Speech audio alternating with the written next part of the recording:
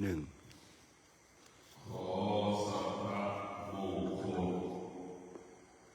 จงเกิดแก่ท่านทั้งหลายคำว่าบุญเป็นสิ่งที่มีคุณค่าสำหรับคนไทยคำว่าบุญเป็นสิ่งที่มีความหมายสำหรับคนไทยคำว่าบุญมีความสำคัญต่อคนไทยหาที่สุดไม่ได้ถ้าทั้งหลายบุญเกิดจากการทำทานบุญเกิดจากการบริจาคทานบุญนั้นเป็นขั้นพื้นฐานของจิตการทำบุญที่คนส่วนมากเข้าใจก็คือการบริจาควัตถุสิ่งของต่างๆเช่นช่วยเหลือคนยากจนคนลำบากสร้างโรงพยาบาลสร้างโรงเรียนสร้างโบสถ์เจดีย์วิหารเสนาสนะทำแล้วเกิดประโยชน์เป็นประโยชน์ต่อสาธารณชนนั่นแหละคือบุญ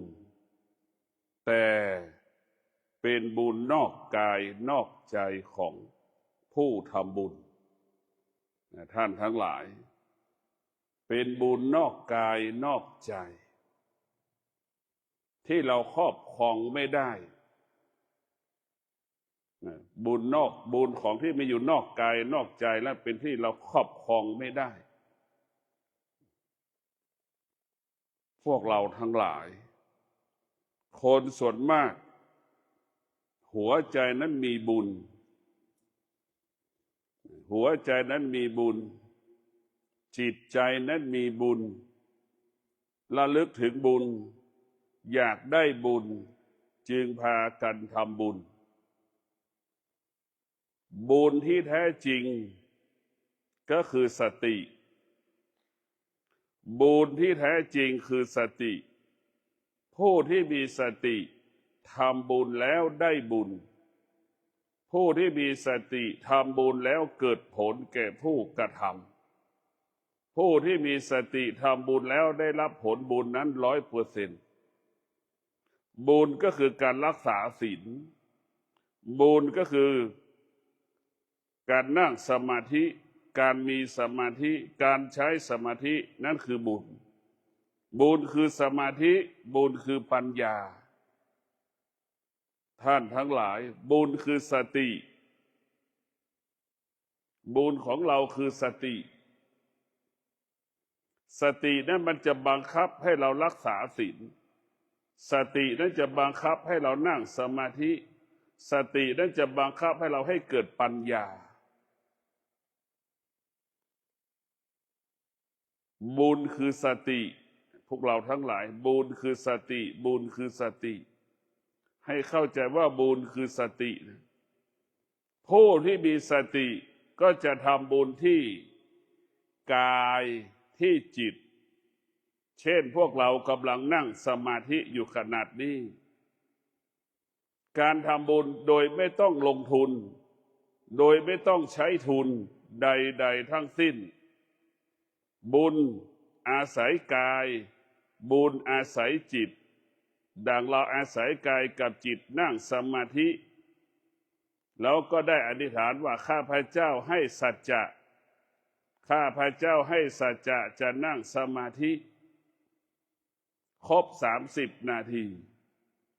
30 นาทีระหว่างที่ข้าพเจ้านั่งสมาธิจะไม่ขยับเท้าขวาไม่ขยับเท้าซ้าย30 นาทีข้าพเจ้าจะไม่ขยับมือขวามือซ้าย30 นาทีข้าพเจ้าจะไม่ลืมตา30 นาทีข้าพเจ้าจะนั่งตัวตรงถ้าเราทำได้อย่างที่กล่าวมาแล้วครบ30 นาทีนั่นแหละคือบุญพวกเรานั้นนะคือบุญบุญคือสติให้เรารู้สึกว่าเรานั่งสมาธิ รู้สึกตัวนั่นคือเมื่อเรารู้สึกตัวแล้วได้บุญการทำบุญได้รู้สึกตัวทำบุญและได้บุญบุญที่แท้จริงเกิดขึ้นที่กายกับจิตส่วนมากเราเอาบุญเป็นประเพณีเอาประเพณีมาเป็นบุญมาเลยทำบุญได้บุญน้อยทำบุญมากได้บุญน้อยทำบุญสร้างโบสถ์เจดีย์วิหารเนี่ยทำบุญมากได้บุญน้อยทำบุญน้อยได้บุญมากก็คือการนั่งสมาธิทำบุญน้อยได้บุญมากการรักษาศีลนี่การทำบุญน้อยได้บุญมากการนั่งสมาธิคือทำบุญน้อยได้บุญมากการทำบุญน้อยได้บุญมากทำบุญด้วยปัญญาในพวกเราทั้งหลายทำบุญโดยไม่ต้องใช้ทุนก็คือรักษาศีลนั่งสมาธิแล้วใช้ปัญญาทีนี้เราไม่มีโอกาสเราไม่มีเวลาที่จะรักษาศีลไม่มีเวลาที่จะนั่งสมาธิปัญญามันก็จะไม่เกิดสติมันก็จะไม่เกิดส่วนมากเราทำบุญเพราะความคิด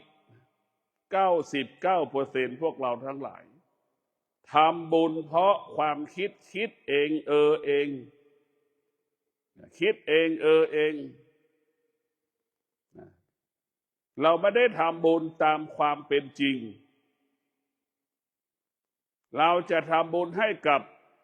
เราทำบุญให้กับสาธารณประโยชน์ถ้าเรามีคติอย่างนี้ก็อีกเรื่องหนึ่งถ้าเราทำบุญให้ตัวเราเองนะ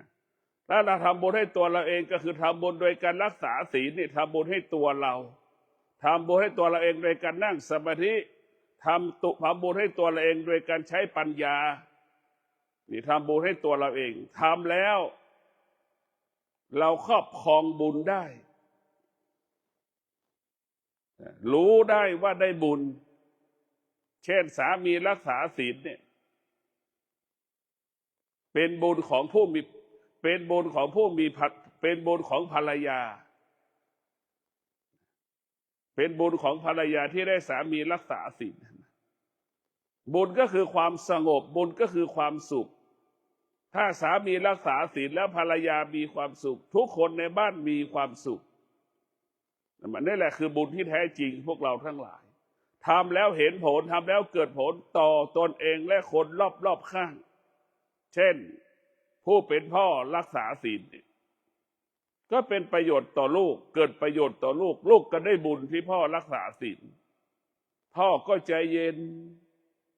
เห็นไหมพ่อก็ใจเย็นพ่อก็เป็นคนที่มีเมตตาคนที่รักษาศีล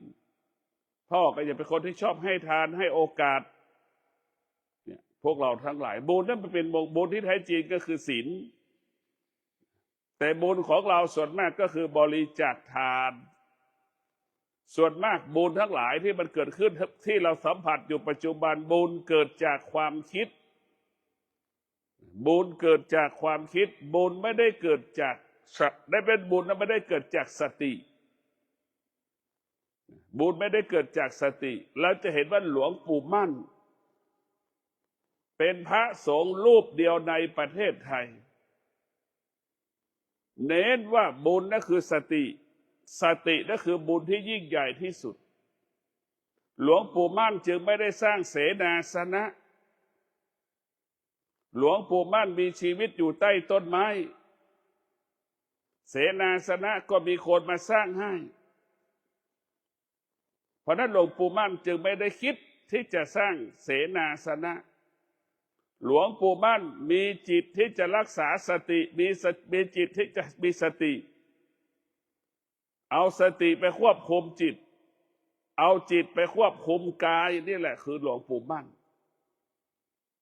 พวกเราทั้งหลายหลวงปู่มั่นจึงไม่ได้เห็นโบสถ์เจดีย์กุฏิวิหารเป็นเรื่องเป็นบุญเป็นกุศลถามว่าเป็นไหมเป็นอยู่แต่หลวงปู่มั่นไม่เคยปฏิเสธแต่หลวงปู่มั่นไม่ได้ยึดติดเอาสิ่งเหล่านี้มาเป็นบุญมันเป็นคุณมากกว่าไม่ได้เป็นบุญเป็นคุณประโยชน์เกิดประโยชน์ ถ้าเป็นบุญแล้วก็เกิดจากการรักษาศีลก็คือเป็นบุญเกิดจากการนั่งสมาธินั่นคือบุญเกิดจากการมีปัญญาใช้ปัญญานี่แหละคือบุญของเราพวกเราทั้งหลายทำบุญด้วยความคิดกับทำบุญด้วยสติมันแตกต่างกันนะพวกเราทั้งหลายความคิดเป็นสิ่งของนอกกายสตินั้นจะอยู่ในกายเราไม่ต้องไปคิดเอาเงินไปบริจาคตรงนั้นเงินไปบริจาคตรงนี้หรอกอยากได้คิดที่จะนั่งสมาธิคิดที่จะนั่งคิดที่จะต้องรักษาศีลนี่คือยอดของบุญนี่คือแกนของบุญวันนี้มีสติได้เป็นบุญแล้วไปทำงานก็ประสบความสำเร็จไปขายของก็ได้กำไรนี่แหละคือสุดยอดของบุญวันนี้สามีสงบนี่คือบุญแล้ววันนี้ภรรยาสงบนี่คือบุญแล้วพวกเราทั้งหลายบุญต้องเกิดจากสติสติมันจะบังคับให้เราทำตามความเป็นจริงทำตามความเป็นจริงทำแล้วเกิดประโยชน์กับเราและเกิดประโยชน์กับคนรอบๆตัวเราคนรอบๆข้างเราคนในชุมชนของเราพวกเราทั้งหลายพิจารณากลับมาเปลี่ยนแปลงวิถีคิดให้ท่องอยู่ในใจว่าบุญคือสติบุญคือสติเมื่อสามีมีสติทำงานก็ไม่ผิดพลาดทำงานก็ประสบความสำเร็จก็ได้เงินมาเลี้ยงภรรยาได้เงินมาเลี้ยงลูกนั่นคือบุญที่ยิ่งใหญ่ที่สุดนี่แหละคือบุญภรรยารักษาศีลหรือภรรยามีสติภรรยามีสติไปทำงานประสบความสำเร็จในการปฏิบัติหน้าที่ได้ไปประสบความสำเร็จในการประกอบอาชีพนั่นแหละคือบุญได้เงินมาเลี้ยงครอบครัวเกื้อกูลครอบครัวนี่แหละคือบุญที่ยิ่งใหญ่เพราะนั้นสติคือบุญบุญคือสติสติอยู่ที่ไหนอยู่ที่กายกับจิตสติจะต้องอาศัยกายกับจิตพวกเราทั้งหลายพิจารณาดูเรียกว่าพิจารณาดูพิจารณาดูบุญคือสติให้ท่องได้บุญคือสติผู้ที่มีสติเป็นผู้ที่มีบุญผู้ที่มีสติคือผู้ที่มีบุญดังครูบาเจ้าศรีวิชัยเป็นตนบุญแห่งล้านนาเป็นตนบุญแห่งล้านนาตนบุญแห่งล้านนาคือครูบาเจ้าศรีวิชัย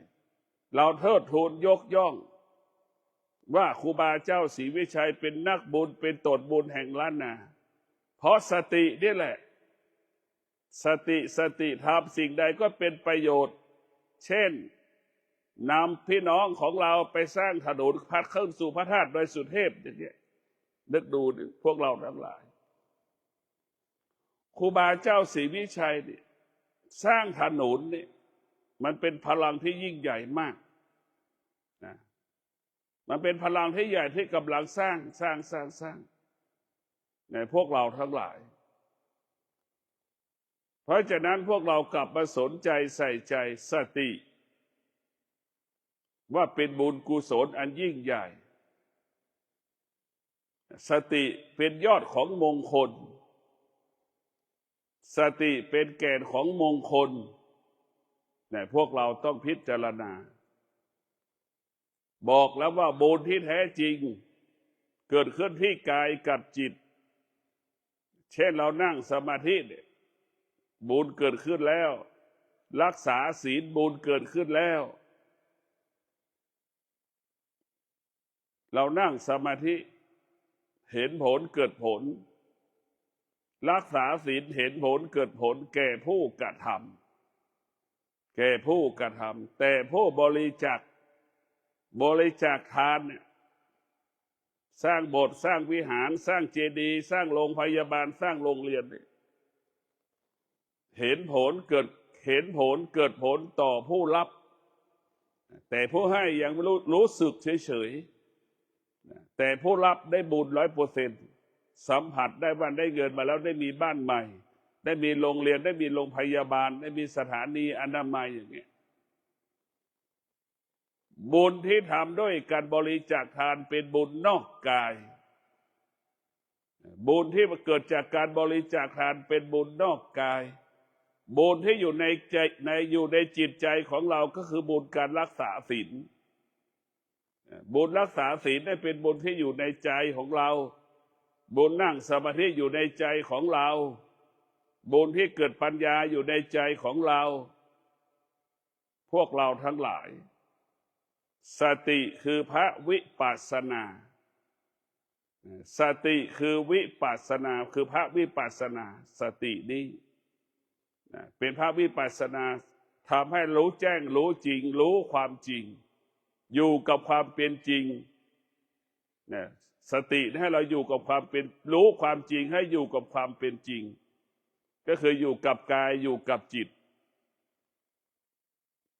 พวกเราทั้งหลายพิจารณาดูถ้าเราจะทำบุญครั้งใดเราต้องมีสติบังคับตนให้นั่งสมาธิก่อนเราจะทำบุญครั้งใดวันนั้นทั้งวันเราจะต้องรักษาศีลนี่ทำบุญเสร็จไปดื่มเหล้าส่วนมากจะเป็นแบบนั้นทำบุญเสร็จไปเฮฮาอย่างนี้เพราะฉะนั้นเราทำบุญก็ให้ทำบุญได้ทั้งวันเราจะเห็นเราจะได้ไปเอาจิตไปผูกว่าทำบุญสร้างกุฏิวิหารเจดีย์เลี้ยงเด็กกำพร้าสร้างโรงพยาบาลสร้างโบสถ์เจดีย์วิหารอย่างนี้มันก็ใช่มันเป็นการเสียสละแต่ถามว่าผู้กระทำแล้วได้บุญน้อยดังบอกว่าทำบุญด้วยสติได้บุญมากทำบุญด้วยสตินี่แหละเป็นแกนเป็นสาระของบุญสติคือเป็นแกนสติคือเป็นสาระของคำว่าบุญสติมันจะบังคับให้เรารักษาศีลก่อนสติมันจะบังคับให้เรานั่งสมาธิก่อนสติมันจะบังคับให้เราใช้ปัญญาพิจารณาว่าเราจะไปสมควรไหมบทมีตั้งหลายบทวัดมีตั้งหลายวัดไหนที่เป็นประโยชน์เกิดประโยชน์นี่แหละคือพิจารณาคือปัญญามันจะต้องพิจารณาใช้ปัญญาพิจารณาระหว่าง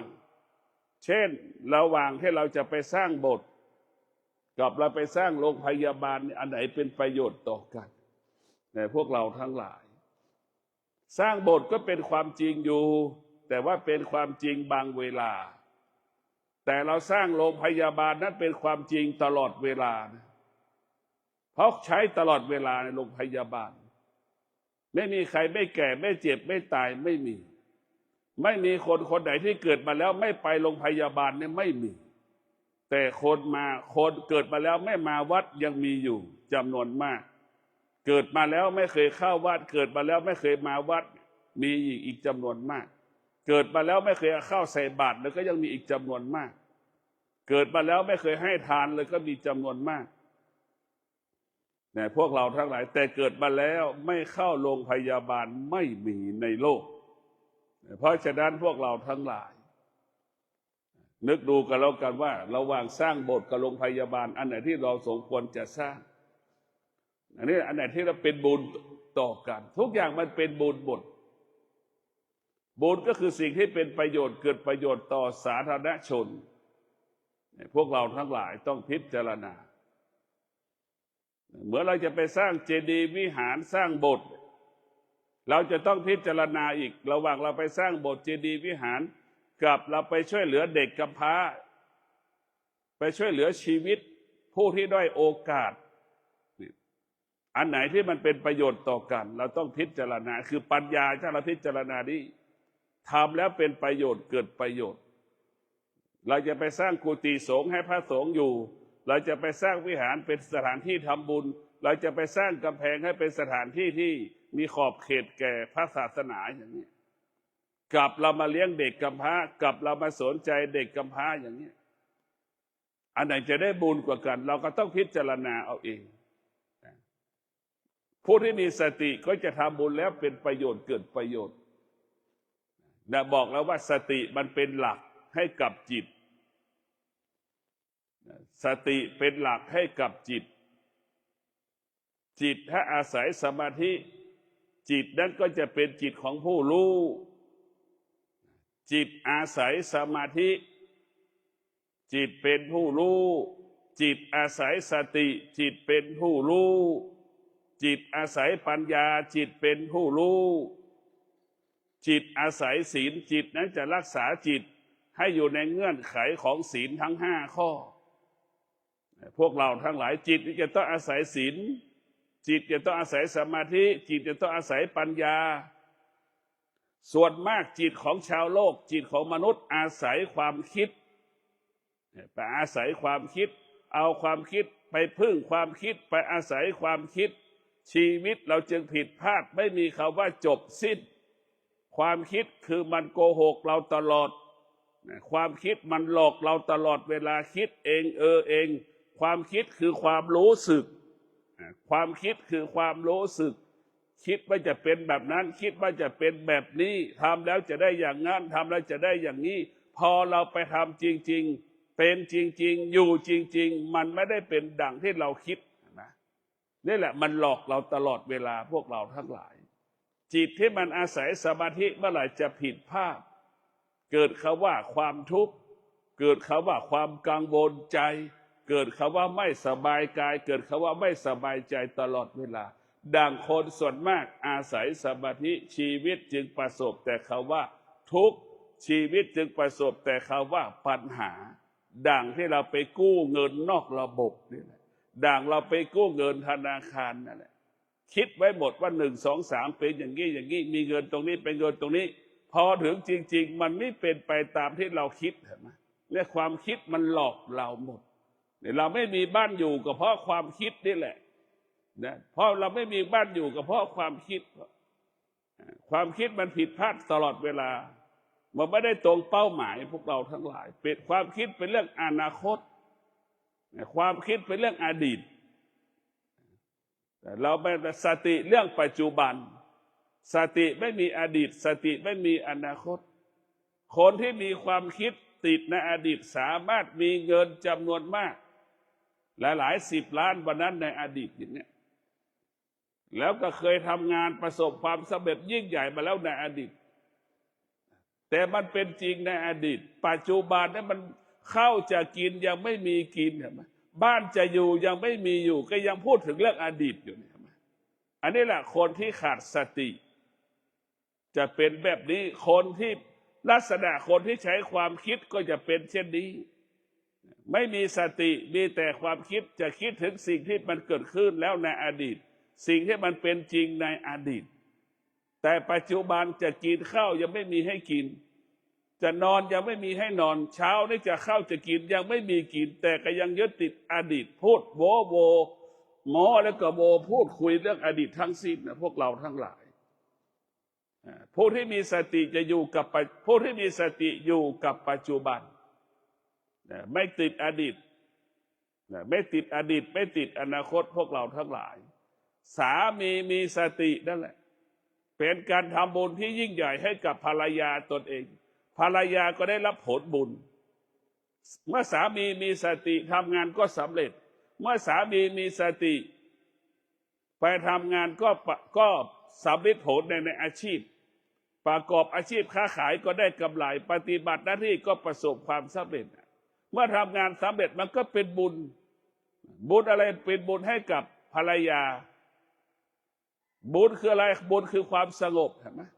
สามีก็สงบมีความสุขเมื่อทำงานประสบความสำเร็จเรียกว่าสติถ้าสามีใช้ความคิดไปทำง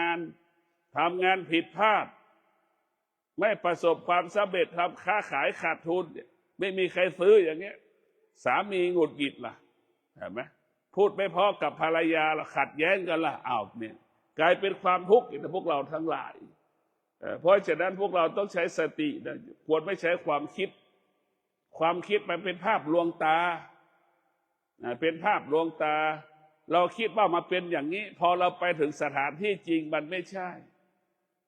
พอถึงสถานที่จริงแล้วมันไม่ใช่ เพราะฉะนั้นพวกเราทั้งหลายต้องมีสติพิจารณาว่าบุญที่แท้จริงของเราก็คือ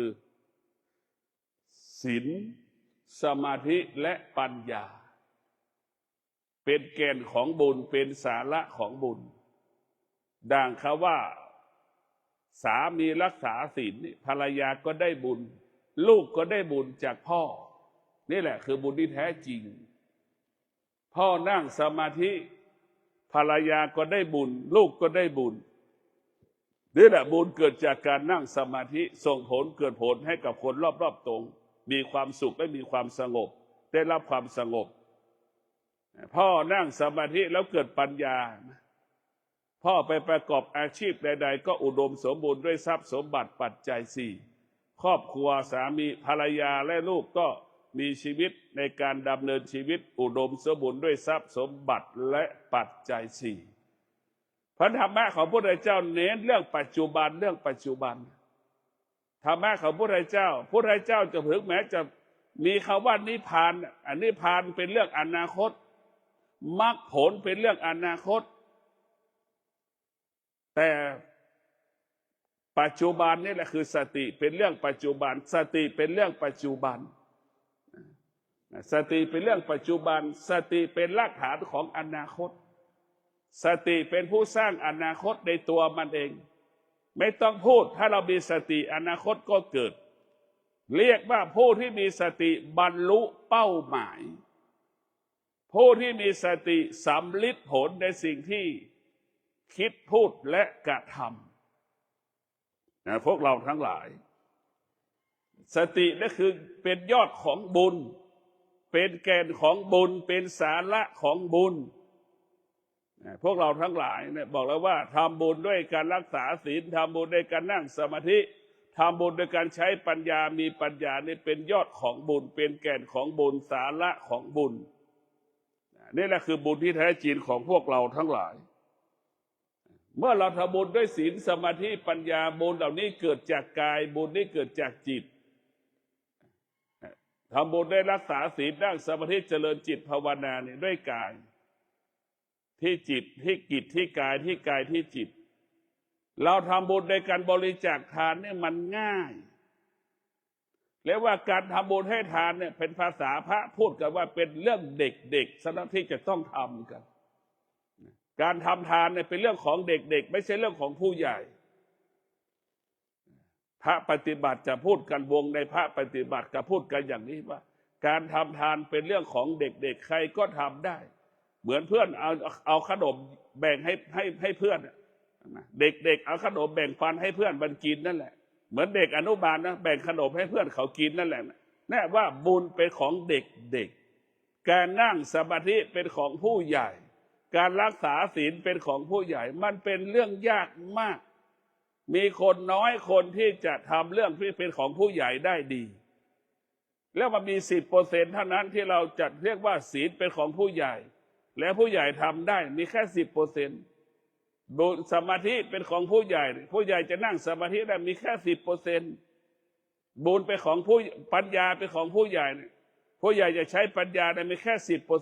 10%ส่วนมากเราบุญเกิดจากการให้ทานหมดภาษาพระปฏิบัติที่เป็นครูบาอาจารย์ที่สนิทเขาจะบอกว่า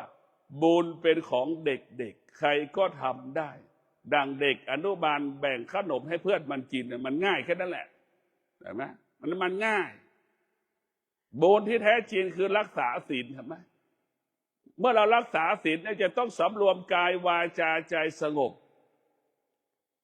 แต่เด็กมันไม่สงบเห็นไหมจิตเราเหมือนเด็กมันไม่สงบเนี่ยเราชอบให้ทานเป็นอย่างนั้นแหละการรักษาศีลเนี่ยเราจะต้องสำรวมกายวาจาใจศีลก็คือสติปัฏฐาน4นั่นแหละศีลก็คือสติปัฏฐาน4ถ้าเห็นสำรวมกายเราจะต้องรู้สึกว่าตลอดเวลาเดินจากกุฏิกรรมฐานมาถึงกุฏิมาที่มหาศาลาที่เราสวดมนต์เราจะเดินกำหนดรู้ขวาย่างซ้ายย่างหรือเรากำหนดรู้ว่าขวา1ซ้าย2ขวา1ซ้าย2หรือจะนับว่าเราจะนับได้ว่ากี่ร้อยก้าวเนี่ยเรามาเข้ากรรมฐาน3 วันเราจะมีสติเดิน จากกุฏิมาเนี่ยนับแล้วว่าวันนี้เราจะนับเลยว่าจากกุฏิมหาศาลาได้ไปได้กี่ครั้ง1 2 3 4 5พอมาถึงศาลานับได้เลย209อย่างเนี้ยพวกนี้เอาอีกพวกนี้ก็ตื่นมาอีกแล้วก็เอาอีกเดินจากกุฏิเดินจากหอพักกรรมฐานเดินมาที่ศาลาสวดมนต์ก็นับต่ออีกว่าได้กี่109ถ้ามันมากเพราะอะไรเราต้องคิดล่ะมันน้อยเพราะอะไรต้องคิดล่ะมันมากเพราะขาดสติหรือมีสติมันถึงมากมันน้อยเพราะขาดสติหรือมันมีสติมากเราใครจะรู้ของเราและพวกเราทั้งหลายนี่แหละคือการเรียกว่ากายนะพวกเราทั้งหลายมันเป็นเรื่องสติศีลมันเป็นเรื่องของสติปัฏฐานสี่เดินจุกเราดับแล้วนี่ทำไมเราต้องรู้แล้วว่าถ้าเรามีสติจะต้องเดินจากกุฏิกรรมฐาน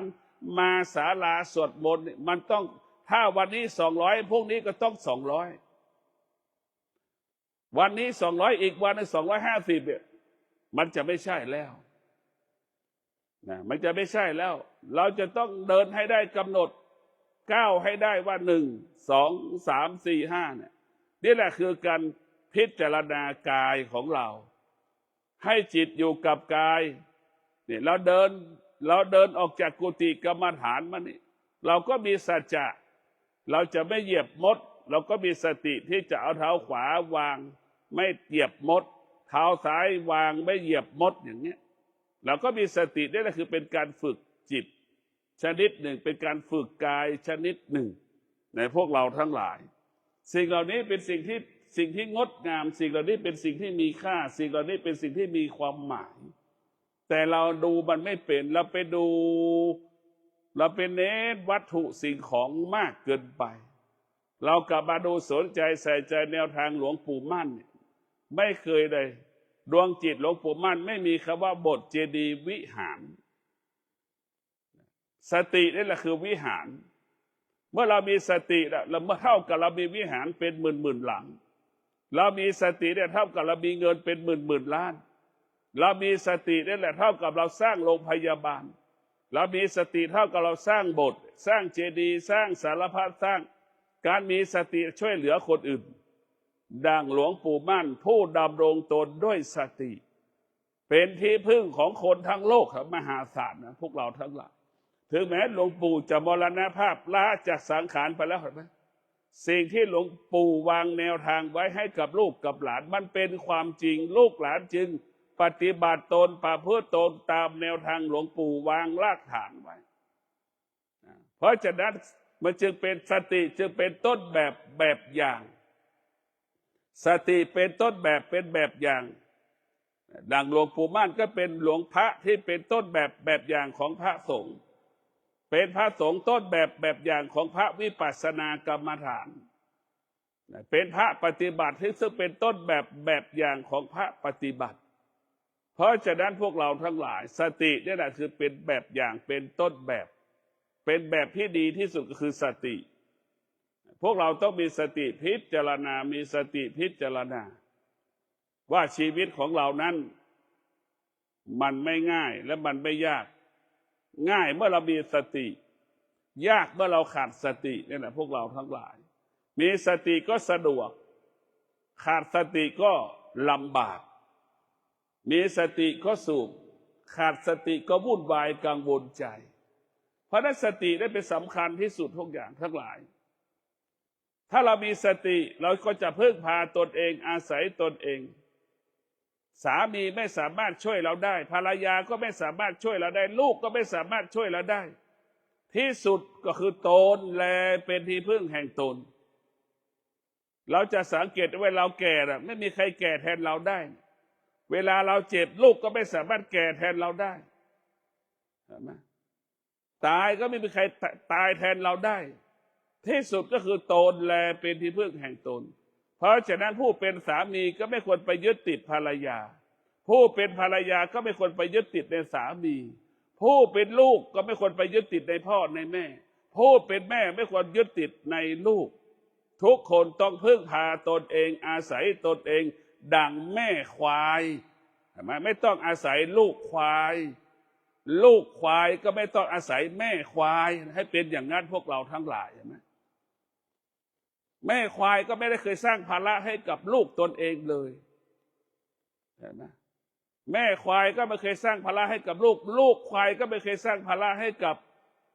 แม่ตนเองนั่นแหละคือแท้จริงมันเป็นเช่นนั้นตนแลเป็นที่พึ่งแห่งตนสามีเป็นเครื่องมืออำนวยความสะดวกให้กับภรรยาภรรยาเป็นเครื่องอำนวยความสะดวกให้กับสามีลูกก็เป็นเครื่องอำนวยความสะดวกให้กับพ่อกับแม่พ่อแม่เป็นเครื่องอำนวยความสะดวกให้กับลูกเบื้องต้นมันเป็นเช่นนี้พวกเราทั้งหลายไม่มีสามีเราก็อยู่ได้ไม่มีภรรยาเราก็อยู่ได้นี่คือความจริงเราไม่มีลูกเราก็อยู่ได้แต่เราไม่มีสติอยู่ไม่ได้เราไม่มีสมาธิได้อยู่ไม่ได้แต่พวกเราทั้งหลายอยู่ไม่ได้อยู่ได้ไม่มีความสุขนะเพราะฉะนั้นพวกเราทั้งหลายโรคซึมเศร้ากำลังมีบทบาทต่อคนไทยโรคซึมเศร้ามีบทบาทต่อคนทั้งโลกเพราะโรคซึมเศร้าอยู่คนที่มีโรคเป็นโรคซึมเศร้าเกิดจากจิตที่อ่อนแอหวั่นไหวพูดเบาก็ไม่ได้พูดแรงก็ไม่ได้เห็นไหมคนที่มีโรคซึมเศร้าพวกเราทั้งหลายคนที่เป็นโรคซึมเศร้าอยู่กับความคิดอยู่กับจิตที่ไม่ได้ฝึกฝนและว่าความคิดเองเองคิดเองเป็นเองคิดอย่างนั้นเป็นอย่างนี้คิดแทนคนอื่นหมดพวกเราทั้งหลายแต่ถ้าเรามีสติแล้วเราจะไม่มีโรคซึมเศร้าจะไม่เกิดสติเป็นเครื่องป้องกันโรคสติเป็นเครื่องป้องกันแก่เจ็บตายก่อนเวลากำหนดแต่พวกเราทั้งหลายทุกวันนี้เราขาดสติมันจึงทำให้เราแก่เจ็บตายก่อนเวลากำหนดทำให้เราแก่เจ็บตายก่อนเวลากำหนดเพราะฉะนั้นพวกเราทั้งหลายเรามีสติที่จะรักษาแก่เจ็บป่วยตายให้เป็นไปตามธรรมชาติทุกวันนี้เราใช้ความคิดเราใช้จิตที่ไม่ได้ฝึกฝนจิตมันจึงทำให้เราแก่เจ็บป่วยตายก่อนเวลากำหนดก็ขอให้ท่านทั้งหลายได้มีสติพิจารณาชีวิตของเราไม่มีอะไรแน่นอนสิ่งที่แน่นอนคือสติจิตยังเป็นสิ่งที่ไม่แน่นอนจิตนั้นแปรสภาพไปตลอดเวลาจิตเป็นแปรสภาพไปตลอดเวลาตาไปเห็นเสื้อก็อยากได้เสื้อนั่นคือจิตตาไปเห็นรองเท้าตาก็อยากได้รองเท้านั่นคือจิตตาไปเห็นรถก็อยากได้รถอีกนั่นคือจิตตาไปเห็นสร้อยคอก็อยากได้สร้อยคอนั่นคือจิตมันไม่มีที่สิ้นสุดนี่แหละจิตมันแปรสภาพตลอดเวลาส่วนสตินั้นอยู่กับความเป็นจริงมั่นคงเป็นอมตะสตินั้นมั่นคงเป็นอมตะไม่มีคำว่าเปลี่ยนแปลงใดๆทั้งสิ้นคงสภาพเดิมสติมันก็จะบอกให้รู้เสื้อมีอยู่ในเต็มตู้มันก็จะบอกให้เรารองเท้าก็ใส่ได้อยู่อย่าไปซื้อทำไมมันจะเป็นประโยชน์อยู่เนี่ยสติมันจะบอกให้เราบอกเราอยู่กับความเป็นจริงอยู่กับความจริงเท่านั้นก็ขอความสุขสวัสดีจงเกิดแก่ท่านทั้งหลายขอให้ท่านทั้งหลายมีสติมีสตินั่นคือถ้ามีสตินั่นแหละคือการทำบุญทุกวันในพวกเราทั้งหลายแม่บ้านมีแม่ภรรยามีสตินั่นแหละคือทำบุญให้กับสามีเมื่อมีสติมันก็ไม่โมโหมีสติมันก็ไม่หงุดหงิดนั่นแหละสามีมีสติก็ไม่โมโหไม่หงุดหงิดให้กับภรรยามีสติก็ไม่โมโหไม่หงุดหงิดนั่นแหละสามีมีสติภรรยามีสตินั่นแหละคือบุญมอบบุญให้กันและกันนั่นแหละคือการสร้างบุญให้กันและกันนั่นแหละคือบุญคือความจริงทำแล้วเห็นผลเกิดผลและครอบครองบุญได้นั่นแหละคือสติบุญคือสติบุญคือสติยอดของบุญก็คือสติขอเจริญพร